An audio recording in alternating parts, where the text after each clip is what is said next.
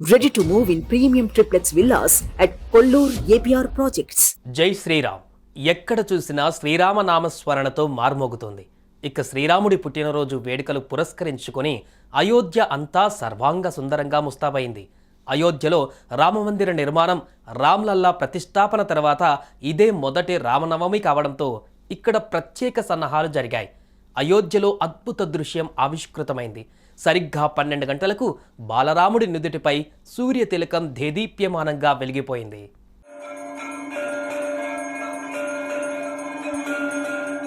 శ్రీరాముడు త్రేతాయుగంలో చైత్రమాసం వసంత ఋతువు శుద్ధ నవమి గురువారం పునర్వసు నక్షత్రం కర్కట లగ్నంలో సరిగ్గా అభిజిత్ ముహూర్తంలో అంటే మధ్యాహ్నం 12 గంటల సమయంలో జన్మించాడు. ఆ మహానీయుని జన్మదినాన్ని ప్రజలు ఓ పండగలా జరుపుకుంటున్నారు.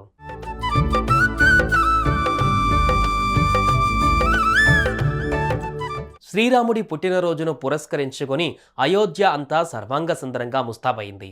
ఎన్నేళ్లైనా చెక్కు చెదరని కళాఖండంలా నిర్మించిన అయోధ్య ఆలయంలో అడుగడుగునా ప్రత్యేకతలే దర్శనమిస్తున్నాయి.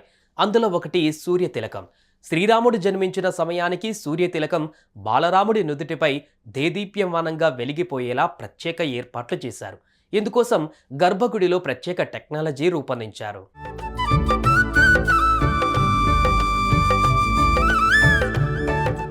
ఈ క్రమంలోనే అయోధ్యలో అద్భుత దృశ్యం ఆవిష్కృతమైంది. మధ్యాహ్నం 12 గంటలకు బాలరాముడి నుదుటిపై సూర్య తిలకం కనువిందు చేసింది. బాలరాముడి నుదుటిపై బొట్టుల 58 మిల్లీమీటర్ల పరిమాణంలో సుమారు 5 నిమిషాల పాటు ఈ కిరణాలు దేదీప్యమానంగా వెలిగిపోయాయి. ఇది చూసి భక్తులు తమ జన్మ ధన్యం చేసుకున్నారు.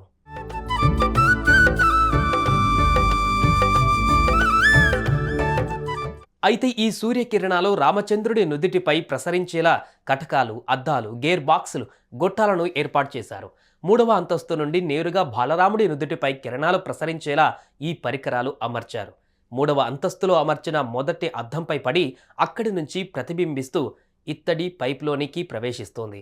ఆ తర్వాత ఇది ఇత్తడి పైప్లో అమర్చబడిన 2వ అద్దాన్ని తాకి 90 డిగ్రీల వద్ద మళ్ళీ ప్రతిబింబిస్తోంది.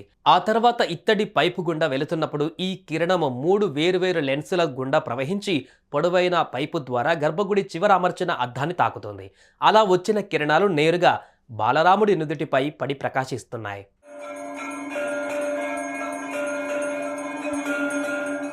అయోధ్యలో రామ్లల్లాకు ప్రతిష్టాపన తర్వాత ఇదే తొలి రామనవమి కావడంతో అయోధ్యలో ఈ కార్యక్రమానికి ఎంతో ప్రత్యేకత సంతరించుకుంది.